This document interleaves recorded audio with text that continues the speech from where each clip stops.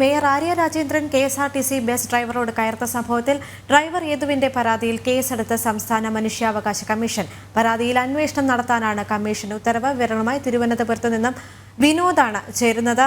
വിനോദ്, അധികാര ദുർവിനിയോഗത്തിന്റെ ഭാഗമായി മേയർ നടത്തുന്ന ഇത്തരം സംഭവങ്ങളിൽ മനുഷ്യാവകാശ കമ്മീഷൻ കൂടി ഇടപെട്ടിരിക്കുകയാണ്. എന്തൊക്കെയാണ് വിശദാംശങ്ങൾ?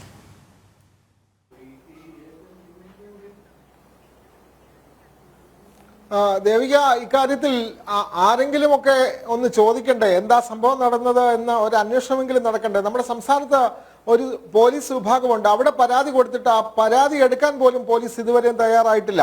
ഒരു KSRTC ബസ് നിലമ്പൂരിൽ നിന്നും തിരുവനന്തപുരത്തേക്ക് ആ റൂട്ടിൽ ഓടി വരുന്നു. അപ്പോഴാണ് ഒരു കാർ ചേസ് ചെയ്ത് വന്ന് പാളയത്ത് കുറുകെ ഇട്ടിട്ട് ഡ്രൈവറോട് കയർക്കുന്ന സംഭവം. അത് നിസ്സാരക്കാരല്ല. തിരുവനന്തപുരം കോർപ്പറേഷന്റെ മേയർ ആര്യ രാജേന്ദ്രൻ, അതേപോലെ തന്നെ ഭർത്താവ് സച്ചിൻ ദേവ് MLA, ഇവരാണ് ഇത്തരത്തിൽ ഡ്രൈവറെ ഭീഷണിപ്പെടുത്തുകയും അദ്ദേഹത്തോട് മോശമായി പെരുമാറുകയും ഒക്കെ ചെയ്തത്. പക്ഷേ കേസ് ഇപ്പോൾ വേറെ രീതിയിലാണ് വന്നിരിക്കുന്നത്. മേയറെയും MLAയും ഒക്കെ ഈ ഡ്രൈവർ അപമാനിച്ചു എന്നതിന്റെ പേരിൽ യദു എന്ന് പറയുന്ന താൽക്കാലിക ജീവനക്കാരന് ജോലി നഷ്ടപ്പെടുന്ന സാഹചര്യമൊക്കെ ഉണ്ടായി. പോലീസ് കേസെടുത്ത് അന്വേഷണം ഊർജിതമാക്കി മുന്നോട്ട് കൊണ്ടുപോവുകയാണ്. പക്ഷേ സംസ്ഥാനത്ത് നീതി ന്യായവും ഒരേ അളവിൽ നടപ്പാക്കേണ്ട പോലീസ് യദു നൽകിയ പരാതിയിൽ ഇന്നേ വരെ ആ കേസ് എടുത്തിട്ടില്ല, ആ പരാതി സ്വീകരിച്ചിട്ടില്ല, അല്ലെങ്കിൽ കേസെടുത്തിട്ടില്ല. ഇതേ സമാനമായ പരാതി മനുഷ്യാവകാശ കമ്മീഷനിലും യദു നൽകിയിരുന്നു. അതിന്മേലാണ് മനുഷ്യാവകാശ കമ്മീഷൻ ഇപ്പോൾ തുടർ നടപടിയായിട്ടുള്ളത്. ഇത് ഈ കേസ് അന്വേഷണത്തിന് ഉത്തരവിട്ടിരിക്കുന്നു എന്നുള്ള പ്രധാനപ്പെട്ട കാര്യമാണ്. പക്ഷേ നീതി എവിടെ വരെ ലഭിക്കുമെന്നുള്ളത് നമ്മൾ കണ്ടറിയണം. കാരണം ഇക്കാര്യത്തിൽ കൃത്യമായി തെളിവുകൾ ഹാജരാക്കാൻ യദുവിന് സാധിക്കുമെന്ന് തോന്നുന്നില്ല. കാരണം ബസ്സിലെ മെമ്മറി കാർഡ് അടക്കം കാണാതെ പോയിരിക്കുന്നു. അതുകൊണ്ട് ഈ MLAയും മേയറും ഒക്കെ വന്ന് ഇത്തരത്തിൽ പെരുമാറിയതിന്റെ ദൃശ്യങ്ങൾ അവിടെ തെളിവായി ഹാജരാക്കേണ്ടി വരും. അതിന് ഈ ദൃശ്യങ്ങൾ അടങ്ങിയ മെമ്മറി കാർഡ് കാണാതെ പോയിരിക്കുന്നു എന്നുള്ളതാണ് വളരെ പ്രധാനപ്പെട്ട കാര്യം. അല്ല എങ്കിൽ ബസ്സിലെ ആരെങ്കിലും യാത്രക്കാർ വന്ന് മൊഴി കൊടുക്കണം, അല്ലെങ്കിൽ കണ്ടക്ടർ മൊഴി കൊടുക്കണം. കണ്ടക്ടർ എന്ന് പറയുന്ന ആൾ CPMന്റെ MP ആയിട്ടുള്ള റഹീമിന്റെ കൂട്ടുകാരനാണ്. ഈ സംഭവം ഉണ്ടായപ്പോൾ തന്നെ റഹീമിനെ അദ്ദേഹം വിളിക്കുകയും ചെയ്തു. അദ്ദേഹമാണ് പറഞ്ഞത്, ഇന്ന് റഹീം തന്നെ സ്ഥിരീകരിച്ചിരിക്കുന്നു ഈ MLA ബസ്സിൽ കയറി എന്നുള്ള കാര്യം ഇന്ന് സ്ഥിരീകരിക്കാനുണ്ടായത്. മേയർ നിഷേധിച്ചിരുന്നു.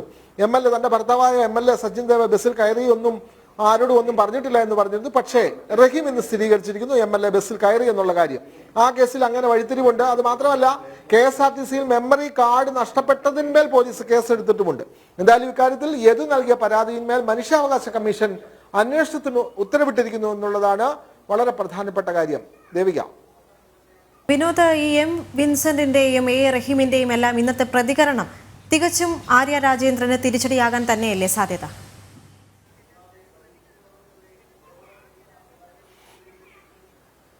അങ്ങനെ തന്നെയാണ് നമ്മൾ ഇന്ന് മനസ്സിലാക്കേണ്ടത്. റഹീം സത്യം പറഞ്ഞാൽ മേയറെ ന്യായീകരിക്കാൻ ഇതെല്ലാം മേയറെ വളഞ്ഞിട്ട് ആക്രമിക്കുകയാണ്. ഒരു സ്ത്രീക്കെതിരെ ഇത്തരത്തിലുള്ള അധിക്ഷേപം വന്നിട്ട് മാധ്യമങ്ങളെല്ലാം ഈ പരാതിക്കാരനെ ന്യായം കണ്ടെത്താൻ, അല്ലെങ്കിൽ അവനെ വെള്ളപൂശാൻ, യദുവിനെ വെള്ളപൂശാനാണ് ശ്രമിക്കുന്നത് എന്നൊക്കെ പറയാനാണ് വാർത്താ സമ്മേളനം വിളിച്ചത്.